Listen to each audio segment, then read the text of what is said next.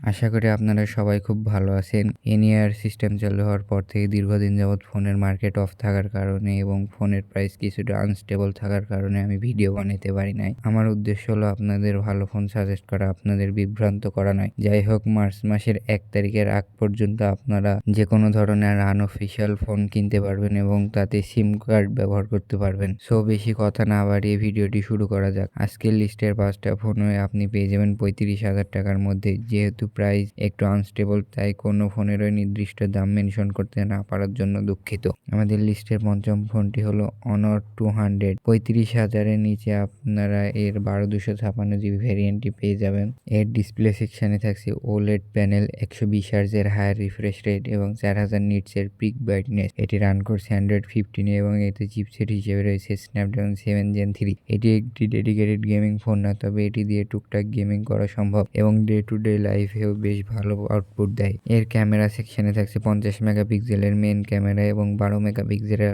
Ultra wide এবং 50 মেগাপিক্সেলের telephoto camera এবং এর সাথে রয়েছে 50 মেগাপিক্সেলের সেলফি ক্যামেরা।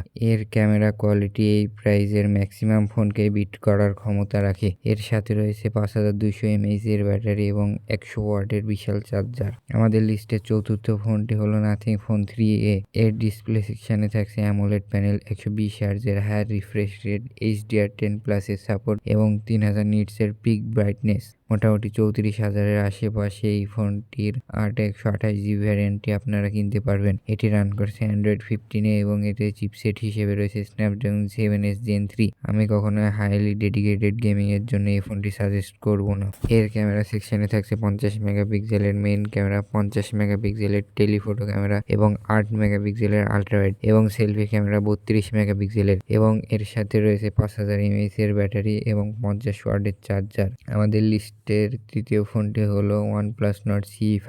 আমাদের লিস্টের 5টি ফোনের মধ্যে সবচেয়ে ব্যালেন্স ফোন হলো এটি। এর ডিসপ্লে সেকশনে থাকছে অ্যামোলেড প্যানেল, 120 হার্জের হায়ার রিফ্রেশ রেট, HDR10+ এর সাপোর্ট এবং 1430 নিটসের পিক ব্রাইটনেস। এটি রান করছে অ্যান্ড্রয়েড 15-এ এবং এতে চিপসেট হিসেবে রয়েছে মিডিয়াটেক ডাইমেনসিটি 8350 অ্যাপেক্স। এই প্রাইসে এই চিপসেটটি বেশ ভালো। আপনি ডেডিকেটেড গেমিং এর জন্য এই ফোনটিকে আপনার চয়েস লিস্টে রাখতে পারেন। আবার এর ক্যামেরা সেকশনে থাকছে 50 মেগাপিক্সেলের মেইন ক্যামেরা এবং 8 মেগাপিক্সেলের আল্ট্রা ওয়াইড এবং 16 মেগাপিক্সেলের সেলফি ক্যামেরা। এর ক্যামেরার কোয়ালিটি এই প্রাইসে বেশ ভালো। এতে রয়েছে 7100 mAh এর বিশাল ব্যাটারি এবং 80 ওয়াটের চার্জার। আমাদের লিস্টের দ্বিতীয় ফোনটি হলো IQ Z10 Turbo Pro। এই ফোনটির ডিসপ্লে সেকশনে থাকছে অ্যামোলেড প্যানেল, 144 হার্জের হায়ার রিফ্রেশ রেট এবং 4400 নিটসের পিক ব্রাইটনেস। এটি রান করছে অ্যান্ড্রয়েড 15-এ এবং এতে চিপসেট হিসেবে রয়েছে স্ন্যাপড্রাগন 8 Gen 4, যা সত্যি এই প্রাইসে একটি দুর্দান্ত পারফরমেন্স দেখায়। এর ক্যামেরা সেকশনে থাকছে 50 মেগাপিক্সেলের মেইন ক্যামেরা এবং 8 মেগাপিক্সেলের আল্ট্রা ওয়াইড এবং সেলফি ক্যামেরা 16 মেগাপিক্সেলের। এতে রয়েছে 7000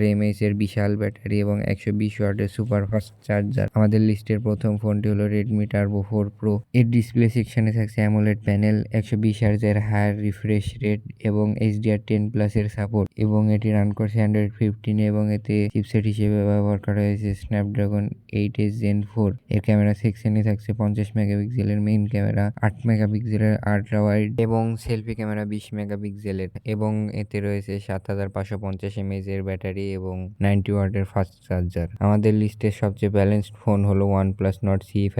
আমাদের লিস্টের সব ফোনগুলোরই ক্যামেরা আউটপুট ভালো এবং গেমিং এর ক্ষেত্রে দুইটা legend phone IQ Z10 Turbo Pro এবং Redmi Turbo 4 Pro। আর যারা একটু সফটওয়্যার এক্সপিরিয়েন্স ভালো চান তারা চাইলে নাথিং ফোন 3A চয়েস করতে পারেন। আর যারা ডেডিকেটেড ক্যামেরাগ্রাফি ফোন চান তারা চাইলে অনর 200 বেছে নিতে পারেন। ভিডিওটি ভালো লাগলে সাবস্ক্রাইব করে পাশে থাকবেন।